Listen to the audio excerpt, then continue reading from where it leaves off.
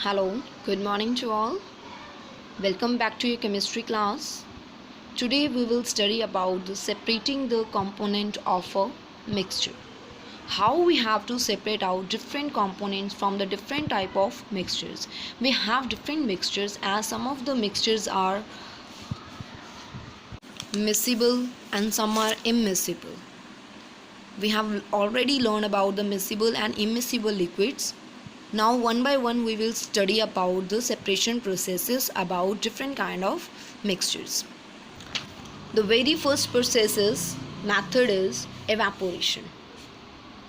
Evaporation में क्या होता है, किसी भी चीज़ को हम बॉयल करते हैं, जो भी पार्टिकल्स होते हैं, जो भी एलिमेंट होता है, कंपोनेंट जिसकी जो जल्दी इवेपोरेट हो जाता है वो जल्दी बाहर निकल जाएगा एंड बाकी का जो रेसिड्यू होता है जो इवेपोरेट नहीं होता that will remain in the beaker और द चाइना डिश, जो वो पीछे रह जाएगा. दो टाइप के मिक्सचर हैं, उनको हमने क्या कर दिया, सेपरेट कर दिया through the mixture process. If we want to obtain dye from blue और black ink we have to use this evaporation process. For separating dye we have to put the ink dye in the china dish. China dish में लेकर हम उसको रख लेंगे beaker के ऊपर. Beaker में थोड़ा पानी डाल के उसके ऊपर चाइना डिश रख देंगे. फिर हमने डायरेक्ट हीट नहीं देनी इंक को, इसीलिए हमने बीकर को दी है ताकि पहले जो बीकर में पानी होगा उसकी इवेपोरेशन के साथ जो है इंक तक हीट पहुँचे. ठीक है, फिर हम उसको क्या करेंगे, जैसे ही हम हीट हमारी जो है इंक के ऊपर तक पहुँचेगी तो क्या होगा, इंक के अंदर जो भी वाटर होगा वो क्या हो जाएगा, धीरे धीरे इवेपोरेट हो जाएगा, वेपर बन के वो उड़ जाएगा. उसके बाद क्या होगा, नीचे क्या रह जाएगा, हमारे पास चाइना डिश के ऊपर डाई रह जाएगी, ब्लू या ब्लैक कलर की इंक जो थी.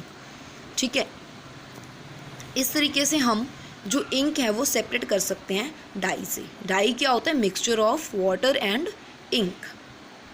तो क्या ऑब्जर्व करोगे, इसमें क्या है, दो तरीके के कंपोनेंट थे इसमें, non volatile and volatile. Non volatile मतलब जो जल्दी से इवेपोरेट नहीं होता, मतलब वॉलेटाइल जो बिल्कुल मतलब थोड़ी सी हीट देने के ऊपर इवेपोरेट हो जाता है. Dye remain on the glass watch whereas a water evaporate.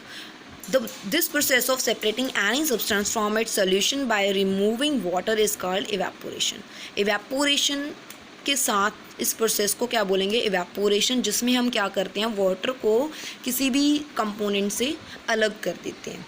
This method can be used to separate non-volatile component and the volatile component.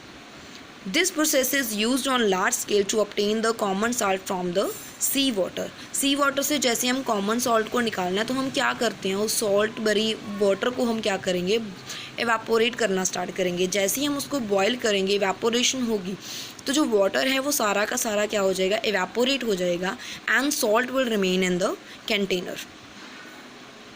ठीक है, नेक्स्ट जो मेथड है that is known as centrifugation method. This method is use to separating out cream from the milk.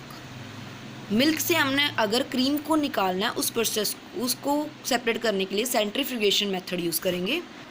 Machine होती है centrifugation एक, उसमें हमने milk और वो उसके क्रीम को डाल दिया मान लो. उसके बाद वो क्या होगा, जैसे वो रोटेट होती है, उसमें रोटेशन होनी स्टार्ट हो जाएगी, वो फास्ट मूव करेगी. जैसे हमारी मिक्सी होती है, ग्राइंडर, जिसमें हम कर्ड वगैरह को पुट करते हैं और उसके बाद हम लस्सी वगैरह निकालते हैं. ठीक है, उसके लिए जो यूज़ करते हैं वही चीज़ उसमें होती है. तो जो हमारी क्रीम होती है वो थोड़ी लाइट इन वेट होती है, वो ऊपर रह जाती है, मिल्क जो पार्ट होता है वो नीचे रह जाता है.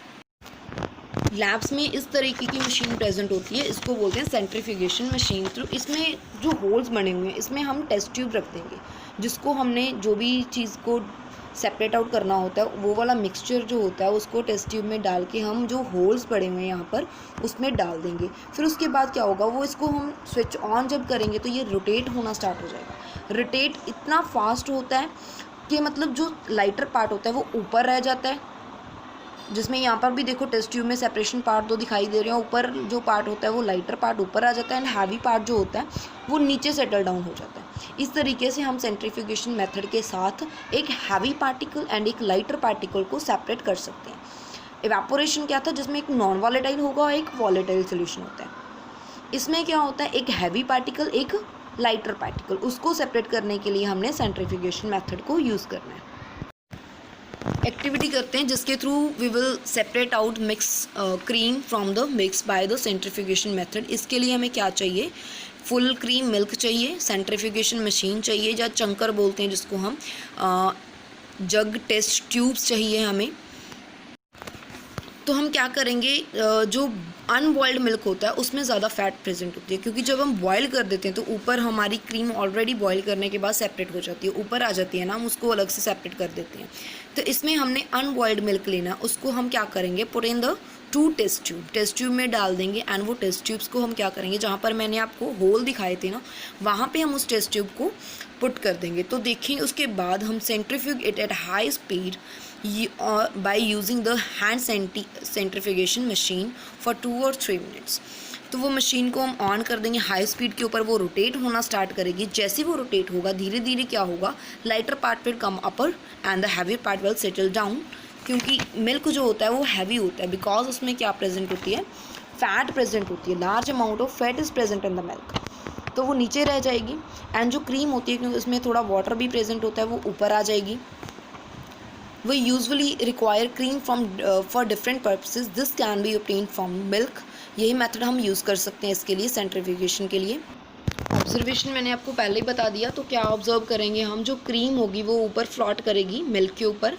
एंड कंक्लूजन क्या निकलेगा, when the milk is rotated at the high speed then the suspended lighter particles fat and protein molecule bind with each other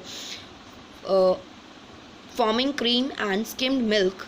the cream being lighter float over the skimmed milk, जो जिसमें से milk से हमने cream वगैरह सारी निकाल दी, वो सारा ऊपर की ओर फ्लॉट करेगा क्योंकि वो लाइट होती है।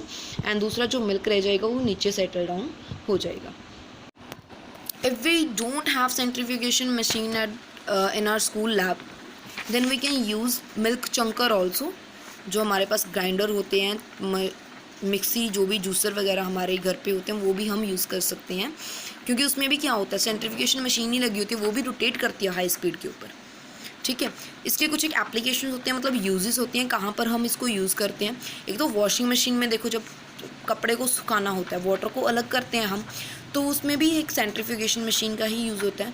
जब डायग्नोस्टिक मशीन्स होती हैं जो लेबॉर्ट्री में ESR करते हैं, जो हमारे बायोलॉजिकल टेस्ट होते हैं, ये उसमें हम यूज़ करेंगे इन चीज़ों को। नेक्स्ट हमारा जो मेथड है that is separating funnel by using the separating funnel. नाम से ही क्लियर हो रहा है कि कोई चीज़ को हम सेपरेट कर रहे हैं। एक ट्यूब होती है ये, जैसे यहाँ पर आपको दिखाई दे रही है एक डायग्राम में। इस ट्यूब के स्ट्रक्चर इसका ऐसा होता है कि इसमें हम क्या करेंगे, मिसिबल एंड इमिसिबल लिक्विड्स को सेपरेट कर सकते हैं। मतलब जो दो ऐसे मिसिबल लिक्विड्स, मतलब जो आपस में मतलब मिक्स नहीं होते। इमिसिबल लिक्विड्स वो होते हैं जो मिक्स नहीं होते, उनको अगर हमने सेपरेट करना हो, जैसे कोई एक ऑयली चीज़ है उसको हमने निकालना हो, तो हम सेपरेटिंग फनल का यूज़ करेंगे। Suppose if we want to separate kerosene oil from the water में ऑयल जो है मिक्स हो गया, हमने उसको सेपरेट करना है। वो आपने देखा भी होगा कभी, वाटर को जब ऑयल के साथ मिक्स करते हैं that will never mix up, अच्छे से वो मिक्स नहीं होता, उसकी दोनों की अलग अलग लेयर्स हमें दिखाई देती हैं, बिकॉज वो इमिसिबल लिक्विड्स हैं, वो मिक्स नहीं हो पाते प्रॉपरली।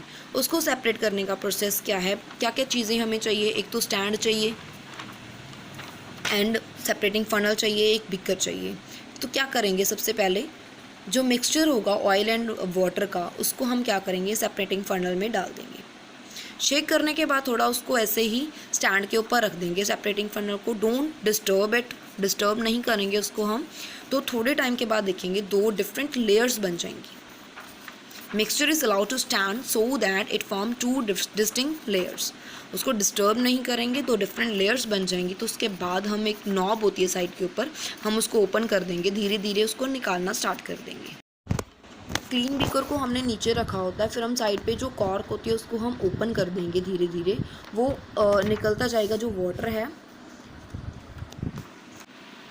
वाटर लाइटर इन वेट होने की वजह से वो नीचे आ जाएगा एंड धीरे धीरे वाटर निकलेगा। जब हमें वो वाली लेयर आ जाएगी जहाँ पर ऑयल है, वहाँ पर हम स्टॉप कर देंगे और उस वाले ऑयल को हम दूसरे कंटेनर में भी लिफ्ट कर सकते हैं या फिर हम उसी फनल में भी रख सकते हैं। तो हम दोनों चीज़ों को इस वे से सेपरेट आउट कर सकते हैं।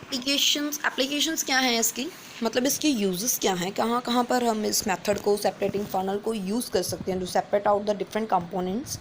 इमिसिबल लिक्विड्स को सेपरेट आउट करने के लिए, जैसे ऑयल एंड वाटर है, या फिर हम एक्सट्रैक्शन करते हैं, मेटल को निकालना है, मेटल के साथ क्या होती है, ओर्स भी प्रेजेंट होती हैं, ओर्स को हमने सेपरेट आउट करना है, मोल्टन आयरन जैसे निकालनी हो, उसके लिए हम इसको यूज़ करेंगे सेपरेटिंग फनल को। Okay, now next method is to separate out the common salt and ammonium chloride. Ammonium chloride को सेपरेट करना है, हम सॉल्ट भी है उसमें, उसको भी सेपरेट करना है। तो कैसे सेपरेट करेंगे? We all know that the ammonium chloride is sublimate क्या होता है? जो मतलब डायरेक्ट सॉलिड से गैसियस स्टेट में कन्वर्ट हो जाते हैं, ठीक है। लिक्विड स्टेट उसमें नहीं आती। जब हम उसको वेपोरेट करेंगे, हीट करेंगे, तो वो सीधा डायरेक्ट ही वेपर्स में कन्वर्ट हो जाएगा, सब्लिमेशन हो जाएगी उसकी। तो इस प्रोसेस क्या है, सब्लिमेशन प्रोसेस के साथ ही हम इसको सेपरेट आउट करेंगे। हमें क्या चाहिए? चाइना डिश चाहिए, ट्राइपॉड स्टैंड चाहिए। ट्राइपॉड स्टैंड होता है वो जो साइड पे स्टैंड लगा हुआ है एक, जिसके साथ हम सपोर्ट देते हैं, फनल को पकड़ते हैं। बर्नर चाहिए हीट देने के लिए, ठीक है। So let's start the procedure. So what we have to take first, take the mixture of salt